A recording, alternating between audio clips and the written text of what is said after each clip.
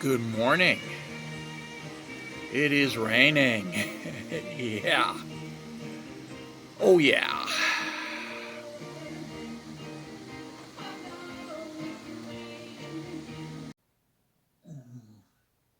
Oh, wow. So, yes, it is pissing down rain outside, and for this we must thank all the gods because, yes, the drought that we have been having this spring has been bad and is, well, part of a series of droughts that have been a contributing factor to the wildfires that are up north and out west and pretty much everywhere. Wildfires that have been driven by, yes, dare I say it, global climate change. And they don't just affect Canada, they affect the world. Interestingly, the far right, has decided that rather than cutting back on their stupid self-destructive behavior, that it would be better to blame environmental activists.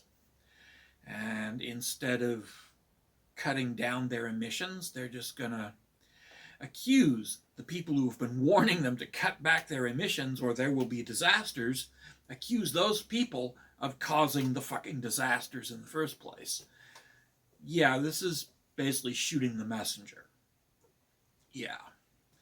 And it's what dumbasses do. It's not what intelligent people do. But who ever said that right-wingers were intelligent? Seriously. I can't recall anybody giving an example of right-wingers demonstrating even the most basic and rudimentary levels of intelligence. It just never happens. Yeah. Something to think about. So, yeah.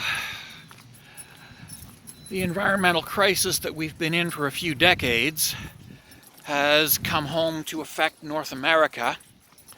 And the right-wingers who for decades said, oh, there's no crisis, just keep driving bigger and hungrier trucks and cars, they're going to turn around and blame the people who've been warning them that this was coming.